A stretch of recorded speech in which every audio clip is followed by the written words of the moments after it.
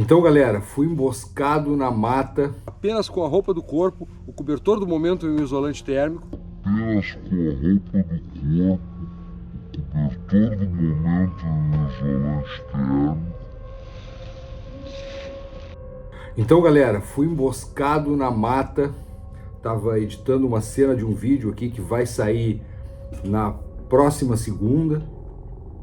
E aí, analisando as imagens, eu vi que um vulto de preto, com gorro preto, roupa preta, vinha se esgueirando por trás da vegetação, lá no fundo. Sem mais delongas, eu vou te mostrar aí a cena e tu imagina o que será que aconteceu. Aí tu espera o próximo vídeo que tu vai saber. Acompanhe. Esse projeto incrível no qual estou me envolvendo, então eu espero que tu acompanhe aí o canal nos próximos dias. Essa empreitada de chegar, construir o abrigo e passar a noite nele em um dia muito frio, um abrigo totalmente natural, apenas com a roupa do corpo, o cobertor do momento e o isolante térmico. Apenas com a roupa do corpo, o cobertor do momento e o isolante térmico.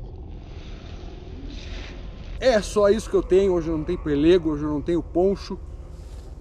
Eu tenho apenas o isolante térmico e o cobertor do momento, que eu sei que é bom, que eu sei que vai me garantir. E claro que fogueirinha vai ter que ter, né? Para isso eu trouxe pá também, além das ferramentas que eu mostrei para vocês aí no começo do vídeo. Estou enfrentando o final de uma gripe aí, não estou nos meus melhores dias, foi cansativo chegar até aqui, mas bem, está na hora de começar a trabalhar. Eu acho que escolhi o lugar, pode ser que eu ainda olhe um pouco mais aqui na volta. Eu vejo que tem um lugar lá que está batendo um solzinho tão legal, a gente pode ir ali olhar, inclusive podemos ir ali olhar agora, porque Curto e Grosso não tem limite de tamanho. E aí, o que será que era isso? Quem será que era essa pessoa? Diz aí nos comentários o que tu acha que era.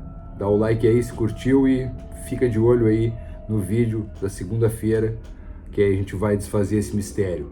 Mas comenta aí, vamos ver quem é que acerta. Até o próximo vídeo e acompanhe.